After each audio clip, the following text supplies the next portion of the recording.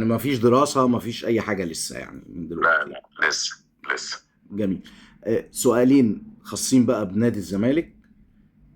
ارض الاوقاف، هل تم التفاوض مع وزارة الاوقاف وطلبت كل شهر 2 مليون جنيه؟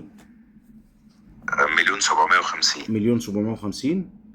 بس بس لم المبلغ ينتهي الامر عند هذا الحد، في مفاوضات اخرى جايه. يعني لسه خلال لسه. الفترة اللي جاية إن شاء الله يكون كده.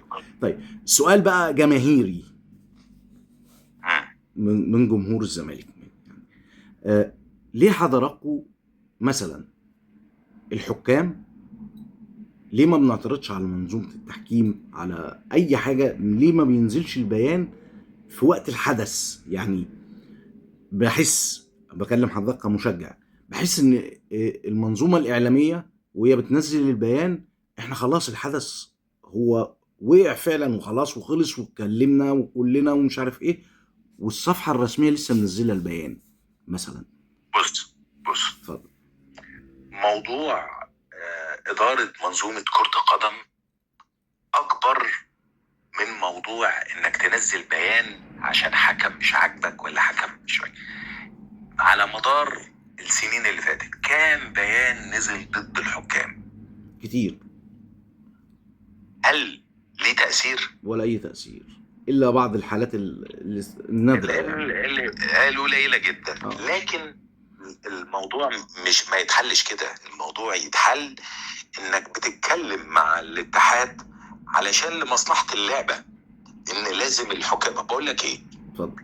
كان تأثير نادي الزمالك في الانسحاب اللي انسحبوا السنة اللي فاتت ايه؟ تأثيره على المستوى الجماهيري، احنا وقفنا ودعمنا، وكان تأثير ردة فعل فوري. لا، ايه التأثير بقى؟ النتيجة اللي انت حققتها. اولا اتخصم مننا 6 نقاط. كان في شخصية في الاتحاد كان من الصعب جدا زحزحتها، صح؟ طلع المكاسب اللي كسبها من نادي المكاسب الزمالك. بقى اللي انت كسبتها ان الشخصية دي طلعت. ادي نمرة واحد، وده كانت من مطالبك. نمرة 2، كان رئيس لجنة الحكام الأجنبي طلبنا إن هو يتشال. أدي تاني نقطة.